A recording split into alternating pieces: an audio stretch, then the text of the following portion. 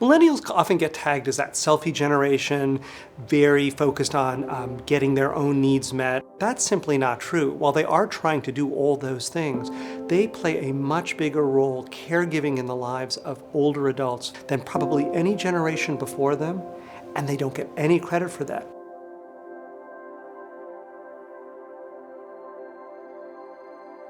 I'm Rachel. I'm 31 years old. I live in Kansas City, Missouri, and I'm a granddaughter. I began helping my grandma more and more about 3 years ago. She had a fall and landed in the hospital and spent quite some time there. And it was during that time I realized that my grandma was never going to return to the very independent, busy, active lady she was.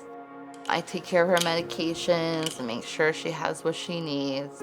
I think that that's not only a good thing for her to not be in the hospital, I think it also validated the fact that I think I'm doing a good job taking care of her.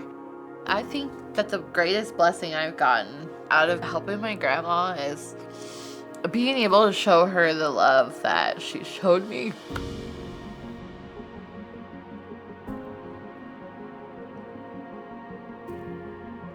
My name is Martin Prado. I live in Springfield, Missouri, and I'm just a grandson who loves his grandma way too much.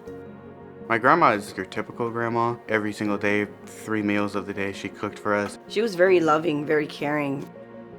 2 years ago, she could walk, and she could kind of like form sentences, and like she would look at me and smile. I really didn't understand how like precious our time was together. Things just got like really bad, and she couldn't walk anymore. She couldn't feed herself anymore. At that point, I needed help.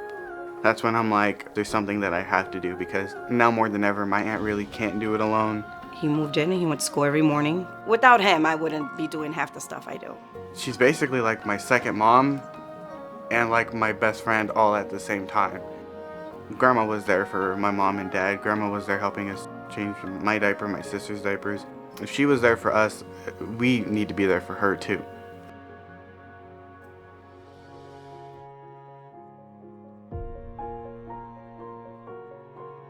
I am Leset.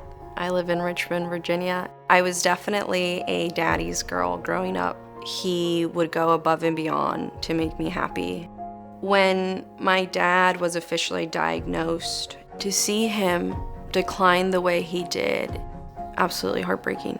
My parents relied on my brother and I pretty heavily. I had to somehow balance my responsibilities at work with my responsibilities at home. It became pretty evident that he could not stay at home with us anymore.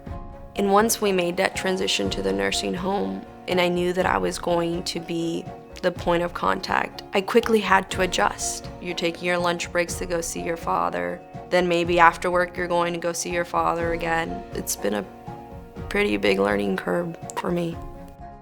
While all that was happening, I met my fiance Graham here in Richmond, and finding a partner that is willing to adapt to the responsibilities you have as a caregiver is a blessing. Millennials have shown us that building community is incredibly important.